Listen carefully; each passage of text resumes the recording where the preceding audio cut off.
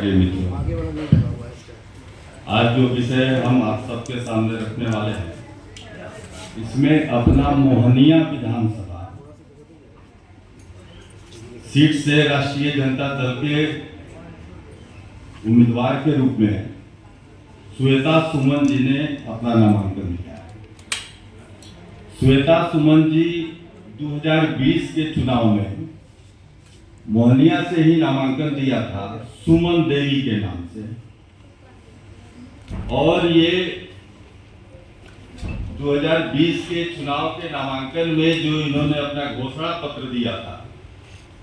उसमें अपना पता ग्राम तिमुलपुर, तहसील चंदौली, सकलडीहा विधानसभा उत्तर प्रदेश में,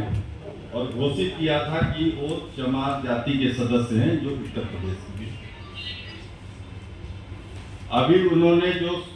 श्वेता सुमन के नाम से आवेदन दिया है वो बिहार के पता पर दिया है, लेकिन आप सबको जानकारी है कि जब आप आरक्षित सीट से नामांकन देते हैं तो आरक्षित सीट में किसी भी महिला का उसके मायके से काउंट होता है और उस राज्य की ही मूल निवासी मानी जाती है जहां से जन्म है। वो अगर बिहार राज्य में अनुसूचित जाति या अनुसूचित जनजाति वर्ग के जो भी रिजर्व सीट है उस पर चुनाव लड़ने के लिए इस राज्य का मूल निवासी होना आवश्यक है,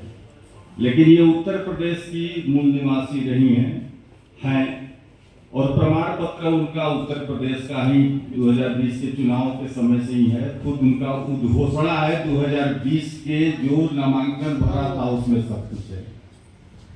अतः उनके नामांकन को रद्द करने के लिए हमारे प्रत्याशी के द्वारा रिटर्निंग अफसर के यहाँ आवेदन दिया गया है। अभी मैं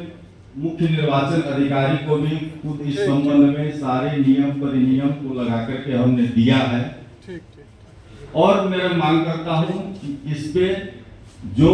रिप्रेजेंटेटिव ऑफ पीपुल्स एक्ट 1951 के अंतर्गत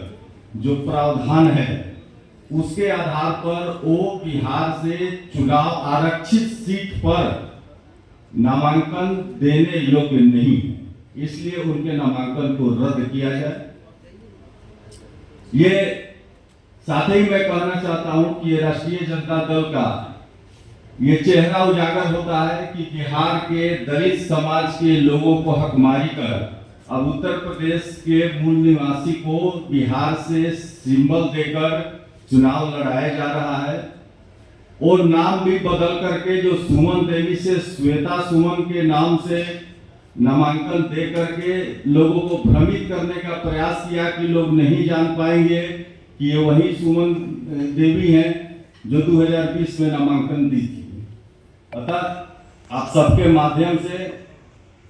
मैं अधिकारियों को भी ये अवगत कराना चाहता हूं कि इस संबंध में विधि सम्मत कार्रवाई करें। उसके अलावा भी हमारे पास ऑप्शन खुले हुए हैं, क्योंकि किसी की बिहार के दलित की हकमारी नहीं होने दी जाएगी। धन्यवाद। अगर आप कुछ पूछना चाहें तो पूछ सकते हैं। महोदय, 30 तक कोर्ट बंद है और उसके बाद 6 तारीख से जो है पहले चरण का चुनाव होगा जी, तो क्या लग रहा है कि अगर आप लोग विधि सम्मत कार्रवाई भी अगर कोशिश करते हैं तो क्या वो पूरी हो पाएगी? अभी स्क्रूटनी की प्रक्रिया है, हमने दिया है, मुख्य निर्वाचन अधिकारी को भी दिया है। कोर्ट तो बात का ऑप्शन है ना, जब अधिकारी हमारे कानून समझने में अक्षम होंगे तब आगे की बात होगी, लेकिन मुझे पूरा भरोसा है कि अधिकारी इस चीजों को समझेंगे, क्योंकि सारे नियम परिनियम और कुछ जजमेंट के साथ भी रेफर करके हमने आवेदन दिलवाया है और ये 2020 में खुद नामांकन की ही प्रतियां अगर आप लोग चाहेंगे तो उनका मैं उपलब्ध करा दूंगा। वो पता उनका वही है, नाम वही है, फोटो वही है, सिर्फ सुमन देवी थी और श्वेता सुमन हो गई और उत्तर प्रदेश का खुद उनका उद्घोषणा है और ये चेंज नहीं होता है।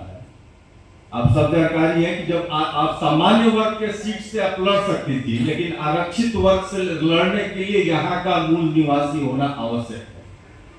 अगर आप लोग चाहें तो ये डॉक्यूमेंट्स भी है, आप लोग को उपलब्ध करा दिए, ग्रुप में भेज दीजिएगा। बहुत बहुत धन्यवाद आप सभी को।